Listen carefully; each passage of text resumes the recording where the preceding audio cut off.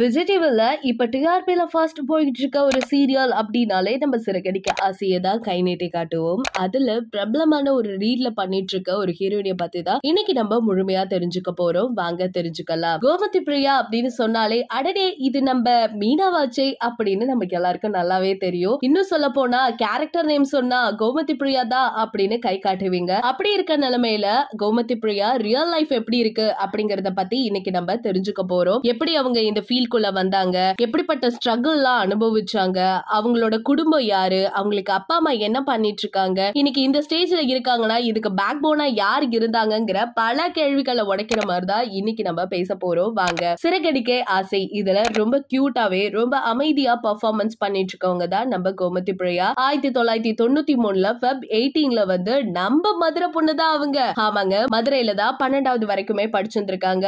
இவங்களோட ஃபேமிலி ரொம்ப ரிச் அப்படியான்னு சொன்னா கண்டிப்பா கிடையாது. ரொம்பவே அவங்க கஷ்டப்படுற ஒரு குடும்பத்துல இருந்து வெளியில வந்த ஒரு பர்சன் தான். அம்மா அப்பா தம்பி தங்கச்சின்னு ஒரு அழகான குட்டி குடும்பத்துல இருக்கிற ஒரு பர்சன் தான். இவங்களோட கேரக்டரை பொறுத்த வரைக்குமே ரொம்பவே சைலண்டான ஒரு பர்சன் அப்படின்னு சொல்லப்படுது. இன்னும் சொல்ல போனா இவங்க லைஃபோட ஜேர்னி வந்து எந்த இடத்துலயுமே வந்து நான் ஹாப்பியா இருந்தேன், எனக்கு இப்படிதான் நடந்துச்சு அப்படின்னு சொல்ற அளவுக்கு ஒண்ணுமே கிடையாது. நிறைய கஷ்டப்பட்டிருக்காங்க. அவங்க படிக்கிற காலத்துல நிறைய இடத்துல வந்து பார்ட் டைமா ஒர்க் பண்ணிருக்காங்க. பினான்சியலா சப்போர்ட் பண்றதுக்குன்னு இவங்களுக்கு யாருமே இல்ல. சோ அப்போ ஒரு முடிவு எடுத்திருக்காங்க, எந்த சூழ்நிலையுமே யாருமே டிபெண்ட் பண்ணி இருக்க கூடாது, நம்மளுக்கு பிடிச்ச விஷயத்த நம்ம தான் வாங்கிக்கணும், அம்மா அப்பாவுக்கு தொல்லை கொடுக்க கூடாது, தம்பி தங்கச்சிகளை பாத்துக்கணும் அப்படின்னு சொல்லி அப்பவே இண்டிபெண்டா நிறைய விஷயங்கள் செயல்படுத்த ஆரம்பிச்சாங்களாம். இவங்க மேல நிறைய பொறுப்பும் சரி நம்பிக்கையும் சரி அவங்க பேரண்ட்ஸ்க்கு இப்போதுமே இருந்துட்டே இருக்கும் அப்படின்னு சொல்லியிருக்காங்க. இவங்க நார்மலான ஒரு மெட்ரிக் ஸ்கூல்ல தான் அவங்க படிச்சு முடிச்சிருந்திருக்காங்க. இன்னும் சொல்ல போனா இவங்க வேற லெவலா படிக்கிற ஒரு பர்சன். ஆமா, இவங்க நல்லா படிக்கிறாங்க அப்படிங்கறதுக்காகவே எங்க போனாலும் இவங்களுக்கு ஸ்காலர் கொடுத்துருவாங்களா. முக்கியமா இந்த கேஷ் பேஸ்ல எல்லாம் ஸ்காலர் கொடுக்கறதுனால இவங்க அதுக்கப்புறம் 12th முடிக்கிற வரைக்கும் ஸ்காலர்ல படிச்சிருந்திருக்காங்க. அதுக்கப்புறம் கொஞ்ச நாள் போனதுக்கு அப்புறம் காலேஜ்ல வேற லெவலா பெர்ஃபார்மன்ஸ் பண்றாங்க, நல்ல மார்க் எடுத்து உள்ள வந்திருக்காங்க அப்படின்னா அந்த காலேஜோட சேர்மனே நீ ஒண்ணு படிக்கிறதுக்கு செலவு பண்ண வேணாமா, உன் குடும்ப சூழ்நிலையும் எனக்கு தெரியுது, நானே படிக்க வைக்கிறேன்னு சொல்லிட்டு இன்ஜினியரிங்ல ஈஸியா சூப்பரா கம்ப்ளீட் பண்ணிருந்திருக்காங்க. ஃபர்ஸ்ட் கிளாஸ்ல பாஸ் பண்ணி வெளியில வந்திருக்காங்க. முக்கியமா சொல்ல போனா எங்க போனாலுமே இவங்களுக்கு ஃபுல் சப்போர்ட் இருக்குமா. அக்செப்டன்ஸ் அப்படிங்கிற ஒரு கேரக்டர் இவங்களுக்குள்ள நிறைய இருக்குன்னு நிறைய இடத்துல சொல்லியிருந்திருக்காங்களா. அதுக்கப்புறம் இவங்களுக்கு சேர்மன் அவர்களே வந்து ஒர்க் வாங்கி கொடுத்திருந்திருக்காரு. சென்னையில போயிட்டு டெஸ்டிங் டிபார்ட்மெண்ட்ல ஒர்க் பார்த்திருந்திருக்காங்க. அதுக்கப்புறம் கொஞ்ச நாள் போனோட அந்த டெஸ்டிங் டிபார்ட்மெண்ட்ல வேலை பார்க்கறதுக்கு பிடிக்காம என்ன பண்ணலாம், நம்ம லைஃபை எக்ஸ்ப்ளோர் பண்ணணும், நம்ம டேலண்ட் எக்ஸ்ப்ளோர் பண்ணணும்னா என்ன செய்யறது அப்படின்னு ஓவர் திங்க் பண்ணிருக்காங்க. சின்ன வயசுல இருந்து பெருசா எதுலயுமே ஆக்டிவிட்டியை நம்ம காமிக்கவே இல்ல, எதுவும் பண்ணவும் இல்ல. அப்படி இருக்கையில நமக்குள்ள என்ன டேலண்ட் இருக்கு, படிக்கிறது மட்டும் தான் நம்ம கான்சென்ட்ரேட் பண்ணிட்டு இருந்தோம் அப்படின்னு ஓவர் திங்க் பண்ணும் பொழுது சின்ன சான்ஸ் ஒண்ணு அவங்களுக்கு மீடியா ஃபீல்ட்ல கிடைச்சிருக்கு. அதுவும் மிஸ்டர் அண்ட் மிஸ்ஸஸ் சின்னத்திரை வந்து நம்ம விஜய் டிவில இருக்கும் தெரியுமா. சோ அதுல வந்து ஒரு சின்ன கேரக்டர்ல மாடலிங் ரோல் பண்ற மாதிரி வந்துருச்சாமா. சோ முதன் உள்ள போயிருந்திருக்காங்க.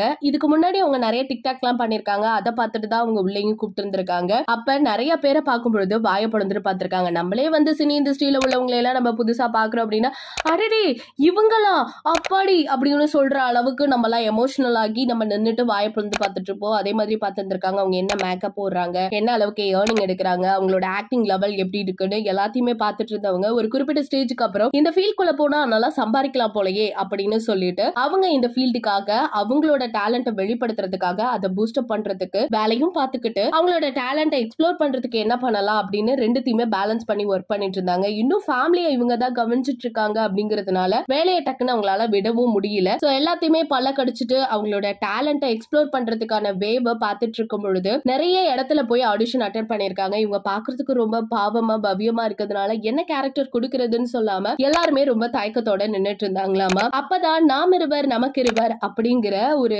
சின்ன ஒரு சீரியல்ல ஒரு குட்டி ரோல் அவங்களுக்கு கிடைச்சிருந்திருக்கு. அதுல ஆக்ட் பண்ணிருக்காங்க. ஆனா சரியா பண்ணலன்னு ஒரு ஃபீல் இருந்துட்டே இருந்துச்சு. சரி இனிமேலுக்கு வந்து நம்ம ஒர்க் பாக்குறது சரியா இருக்காது, இனிமே அடுத்தபடியா நம்ம போக்கஸ் பண்ண வேண்டியது டேலண்டா தான் இருக்கணும்னு சொல்லிட்டு ஆக்டிங்ல ஓரளவுக்கு வந்து அவங்க கான்சென்ட்ரேட் பண்ண ஆரம்பிச்சாங்க. ஓவர் திங்கும் பண்ண ஆரம்பிச்சாங்க, எப்படி உள்ள போறது அப்படின்னு சொல்லிட்டு. இவங்க பண்ற எல்லாத்துக்குமே பேரண்ட் சப்போர்ட். பிகாஸ் என்ன ரீசன்னா இவங்க மேல பயங்கரமான நம்பிக்கை அவங்களுக்கு அதிகமா இருந்ததுனால இவங்க என்ன பண்ணாலும் கரெக்டா இருக்கும்னு நம்பி பேரண்ட்ஸும் பேக் போனா இருந்திருக்காங்க. நிறைய ஆஃபர் கிடைக்கிறதுக்கு கஷ்டமா இருந்தாலும் அடுத்தது நம்ம பாலா சார் இயக்கத்துல வர்மா அப்படிங்கிற ஒரு படத்துல ஒரு சின்ன ரோல் கிடைச்சிருக்கு. எப்படி ஆக்ட் பண்ணணும், எந்த இடத்துல எப்படி பேசணும், எப்படி நடந்துக்கணும், உன்னோட நடவடிக்கைகள்ல பொறுத்த வரைக்கும் தான் ஆக்டிங் வெளிப்படுத்தும் அப்படின்னு சொல்லிட்டு சின்ன சின்ன விஷயங்கள்ல ரொம்பவே சூப்பரா பாலா சார் சொல்லி கொடுத்திருக்காரு. அதுக்கப்புறம் பாலாசாரை விட்டு வெளியில வரும்பொழுது ஓவியா அப்படிங்கிற ஒரு சீரியலுக்கு இவங்களுக்கு ஆடிஷன் நடந்திருக்கு. கிட்டத்தட்ட 10 தடவை நடந்திருக்குமா. 10 தடவையும் ஆடிஷன்ல அலுப்பே இல்லாம போய் நின்று இருக்காங்க. நிறைய ஸ்ட்ரகிள் சொல்லணும் அப்படின்னு கேட்டா நிறைய டைம் நடிச்சு காட்டுவாங்களாம். லுக் டெஸ்ட்,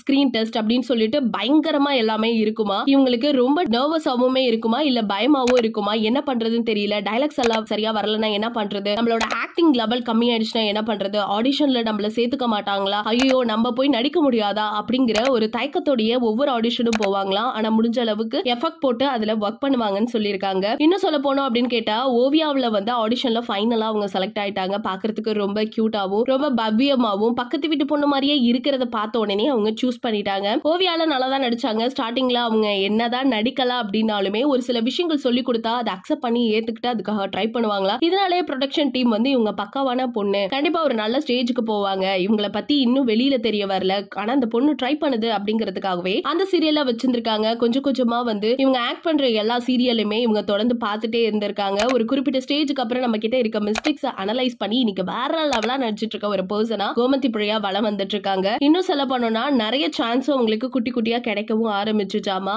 அந்த மட்டும் இல்லாம அந்த சீரியல் வேற லெவல்ல ஹிட்டும் ஆயிருந்திருக்கு. இதெல்லாம் அவங்களுக்கு ரொம்பவே ஹாப்பினஸ் கொடுத்திருக்கு. அது மட்டும் இல்லாம திருமதி ஹிட்லர்னு சொல்லிட்டு வேற லாங்குவேஜ்ல அவங்க நடிச்சிருந்தாங்களா. அதே மாதிரியே தமிழ்ல நடிக்கணும்னு அவங்களுக்கு ரொம்பவே ஆசையா டூயல் கேரக்டர், பிசிக்கல் சேலஞ்ச், டிஃபரெண்டா நடிக்கணும்னு நினைச்சிட்டு இருக்காங்க. எம்ஏ படிக்கிறதா அவங்களோட மிகப்பெரிய ஆசை. ஃபர்ஸ்ட் செம் பண்ணிருக்காங்க. அதுக்கப்புறம் ஒரு பெரிய ஆக்சிடென்ட் நடந்திருக்கு. அதுக்கப்புறம் அவங்கள ஸ்டடீஸை கண்டினியூ பண்ண முடியல. இப்போ ஃபுல்லா ஃபேமிலி அவங்க தான் பார்த்துட்டு இருக்காங்க. 2 தங்கச்ச வேற லெவலா படிக்க வச்சு ஒரு நல்ல ஸ்டேஜுக்கு தூக்கி விட்டுட்டாங்க. இப்ப விஜய் டிவில சிறக்கடிக்க ஆசை அப்படின்னு சொல்லிட்டு ஒரு சீரியல்ல வேற லெவலா கியூட் பெர்ஃபார்மன்ஸ் கொடுத்துட்டு இருக்கிறது மட்டும் இல்லாம நிறைய டைரக்டர்ஸ் வந்து அடிக்கடி சொல்லிட்டே இருப்பாங்களா, இந்த பொண்ணு பாவமா பவ்யமா இருக்குது, அதனால என்ன ரோல் கொடுக்கறது அப்படின்னு தெரியல, பட் பர்ஃபெக்ட்டா அவ நடிக்கிறா அப்படிங்கறதுனால நிறைய இடத்துல அவங்களுக்கு நல்ல பேருமே கிடைச்சிட்டு இருந்துச்சா. ஃபர்ஸ்ட் ஸ்டார்டிங் பார்க்கும்பொழுது கூட நமக்குமே அப்படிதான் இருந்தது. ஆனா போக போக வந்து அவங்களோட கேரக்டர் எல்லாருக்குமே பிடிச்சதுனால இன்னைக்கு வேற லெவலா பலம் வந்துட்டு இருக்காங்க. இவங்களுக்குன்னு ஒரு தனிப்பட்ட ஃபேன்ஸ் இப்பயும் இருந்துட்டு இருக்காங்கன்னு நினைக்கும் பொழுது ரொம்பவே சந்தோஷமா இருந்துட்டு இருக்கு. சோ இன்னும் உங்க லைஃப் அண்ட் கெரியர்ல நீங்க நல்ல ஸ்டேஜுக்கு வரணும் கோமதி பிரியா அப்படின்னு எங்க சேனல் மூலியமா வாழ்த்துக்களை தெரிவிச்சுக்கிறோம். நீங்களும் உங்களோட வாழ்த்துக்களை மறைக்காம தெரிவிச்சுக்கோங்க.